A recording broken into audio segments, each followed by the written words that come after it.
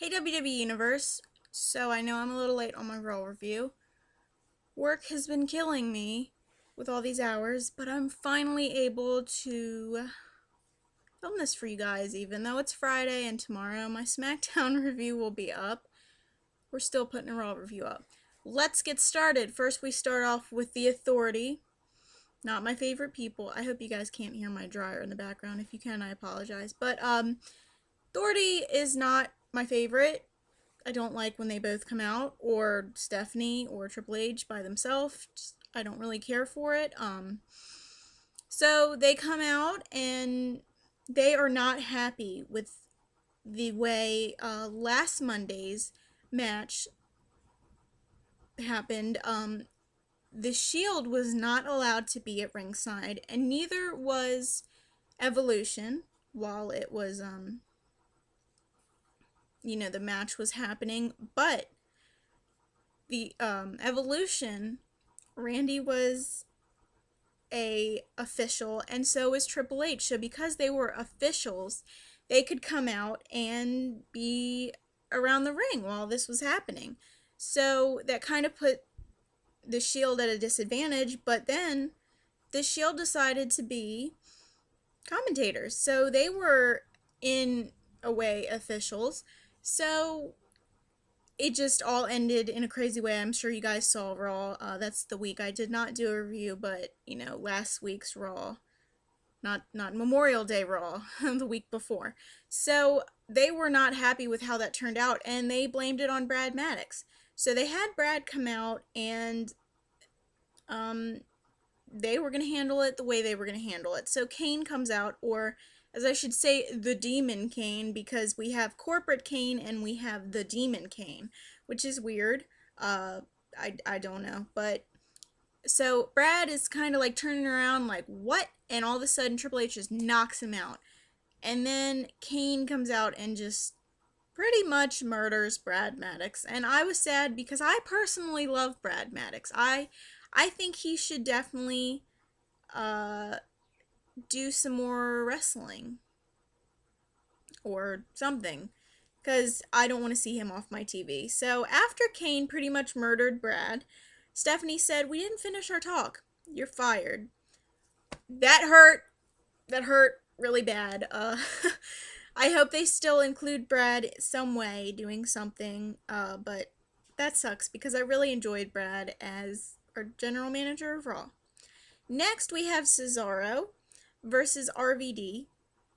And now, I'm going to say, you guys know I'm not the biggest fan of RVD, but he does put on good matches, and so does Cesaro, because I love me some King of Swing, the Swiss Superman, even though his music is really weird, but I'm starting to get used to it, because I actually like how there's like sirens in the background, or they just randomly play like sirens, and then they have some weird music, and then they play sirens again. That is growing on me.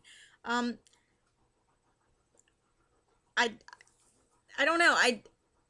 I really enjoyed this match. I can't really stand RVD. I feel like his time is over, and he's just kind of doing this. I understand he still loves doing this, but there's a time when you should probably kind of go aside. Maybe be in the background, maybe be part of the crew, helping younger talent, giving them advice, something like that. I feel like maybe that it's his time to do something like that. But I understand when you love something, you don't want to stop until you pretty much can't do it anymore. So I completely understand that. But it was such a good match. Cesaro won with hitting a German suplex, and then we have Sheamus coming out, attacking Cesaro and hitting the bro kick. And then he shook Cesaro's hand while he was kind of like a limp noodle. And as you guys know, we are having this is driving me nuts. We're having a match, Cesaro versus Sheamus at Payback on Sunday. Yes, this Sunday coming up. And I'm just excited to see it, because I would love if Cesaro won the title. I'm not too fond of Sheamus right now. It's kind of boring me, but if Cesaro won that title, I'd probably have a heart attack. Next, we have Eva Marie versus Summer Rae. And we kind of see this from last week when Summer Rae was the referee, and Eva and Nikki just, she would not let them win. And so Eva kind of wanted to get her revenge. I know Eva has not been in developmental long. They kind of just brought her up out of nowhere. And I I feel like she really needs a lot of training and a lot more time, because I just don't see her as a good diva. Honestly, she's pretty, but I just feel like she doesn't have the skills. So everything seemed to be going okay. I mean, I think Summer Rae in the wrestling department is better than Eva Marie. But before we can really see too much, Fandango and Layla, all these names, Fandango and Layla come out and pretty much eat each other's face while they make it. It was just gross. Ugh, ugh. Um, so that really distracted Summer Rae, and Eva Marie got the roll up for the win. I hope I don't see this match again, to be honest. I'm hoping I never see it again. Next, we have El Torito, Dorito, the bull. He is facing Drew McIntyre. And I feel like this feud is, I don't know. I don't know how I feel about this feud. It's kind of weird, and I feel like I could do without it, but after I tell you what happened, I think I'm interested. We have El Torito defeating Drew McIntyre, what seemed like a pretty quick match. And then Hornswoggle was just angry and not taking it. So he attacks El Torito and rips his tail off. And I mean, they were acting like he was actually ripping the tail off of a real bull, because I guess they want you to think of him as a real bull. I've seen him without his mask off when I went to the last Raw before WrestleMania. He had his face mask off, and he's just a normal guy, but I guess they just want everybody to think that he's a real bull, even though I think everybody, but maybe children, know that he's a person. So, I mean, they acted like he was actually ripping the tail off of a bull. So now, at Payback, I believe this is the pre-show, we will be having El Torito versus Hornswoggle in a mask versus hair, I believe that's what it's called. So I think we all know that Hornswoggle's gonna get his head shaved, but I'm still gonna watch it, because how can you not watch a bull versus a little mini rock star? Because I mean, I don't think there's anything else that's better than that. Next, we have Bray Wyatt addressing John Cena and also the C Nation. I feel he talks about kind of how the C Nation is like this disease and this plague, and I personally don't believe that, because let's be honest, I think I am like one of the most die-hard members of the C Nation in the entire world. You may think differently, but love me some John Cena. We're just not going to start that, because I will be sitting here talking for the rest of my life, pretty much. So I know they're trying to get in everybody's head, the C Nation's evil, we're a plague, and that they're trying to make it seem like nobody's really behind John Cena anymore. They're all going to Bray Wyatt's side, which I'm not. I can assure you I'm not. And then he says he is the necessary evil that everybody needs. Like, I don't know, he acts like he's God, and it's just so weird. So then, he calls up Jerry Lawler, that he needs to talk to Jerry Lawler, because Jerry and John Cena are good friends, and a lot of times Jerry Lawler does talk highly of John Cena, because, he's kind of the guy that's gonna talk more about the good guys that he likes, and he's not, JBL a lot of times seems to like the heels. Sometimes Michael Cole's neutral, and I feel like Jerry Lawler is like the baby face guy, So, he doesn't want to come up. It's scary, because it's the Wyatt family, and they are monsters, and they pretty much murder everybody they come across. And so then they attack JBL, and Jerry Lawler finally comes up. And Jerry's gonna get hit with the Sister Abigail until John Cena comes out, and definitely voices that he is going to kick Bray Wyatt's ass at Payback. And this is the last man standing match, in case you guys forgot. This is gonna be such a good match. I'm gonna be like this. Like literally I'll be like the whole time. It's gonna be my face. The whole entire match, pretty much. I'm really looking forward to this, and they're just really building. I I feel like after this, they kind of need to end the feud. I would be kind of disappointed if they didn't end the feud after this, because what else can you do after a last man standing match other than an I Quit match? And I feel like that's just going too far. John Cena and Bray Wyatt, neither one of them need to go anywhere, especially John Cena. But I'm excited.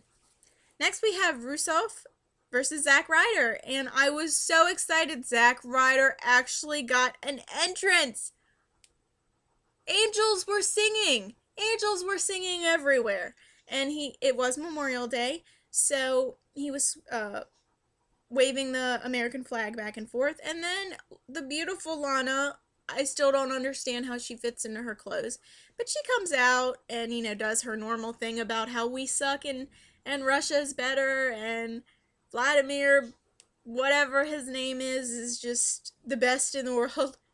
No, thank you. I don't want to hear that. But then Rusev comes out, and he just destroys Zack Ryder. It's like, God, that was depressing. As much as I love Zack Ryder, you shouldn't even come out because you just got killed.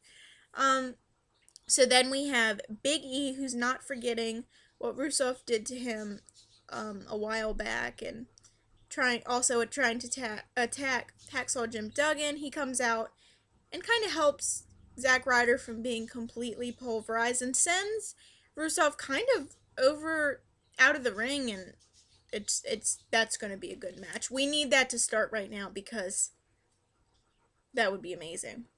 Next, we have Randy Orton and Batista versus Cody Rhodes and Goldust. Couldn't think for a minute. So first we have, this is such a good match. Batista and Randy work so well together. They just work so well together. And then Goldust and Cody, they're just awesome. Both teams work so well together, and then when you put them facing each other, it's just an amazing match. So first, Cody gets RKO'd and gets pinned. So you think Batista and Randy win, but then they decide to restart the match with a 2-on-1 handicap, no holds barred, Batista and Randy versus Goldust. Now, you obviously know he's going to get the crap beat out of him, and he did. They pretty much pulverized him and got an RKO and a Batista bomb, and Randy and Batista win. So it kind of shows they are dominant going into Payback. Next, we have Bo Dallas defeating Sin Cara, and I really can't say much about this match because if you watched SmackDown and saw his debut on SmackDown, it was pretty much the exact same thing, just on Raw. I don't really know what else to say. I really do not like Bo Dallas. It has nothing to do that him and Bray Wyatt are brothers. Absolutely nothing. I just don't see, he's just annoying. He's weird. I don't care for him. Please do something else. Because I do not believe. I'm sorry, I don't believe. I will not believe. Next, we have Stephanie I can't speak English. Stephanie McMahon demanding Daniel Bryan to give up his WWE World Heavyweight Championship. And Daniel Bryan doesn't want to do it because, this man has worked so hard. He's not going to let the Authority do this to him when he has worked so hard. And Stephanie's not happy because of the way Brie Bella put her hands on Stephanie. And so she says if Daniel Bryan does not relinquish his title at Payback, that Brie Bella will be fired. So this is kind of like this emotional thing for Daniel because his beautiful wife could get fired, and she is such an amazing diva. And then this thing, he has worked so hard. He overcame so many odds to become a champion. So really, what does Daniel Bryan do?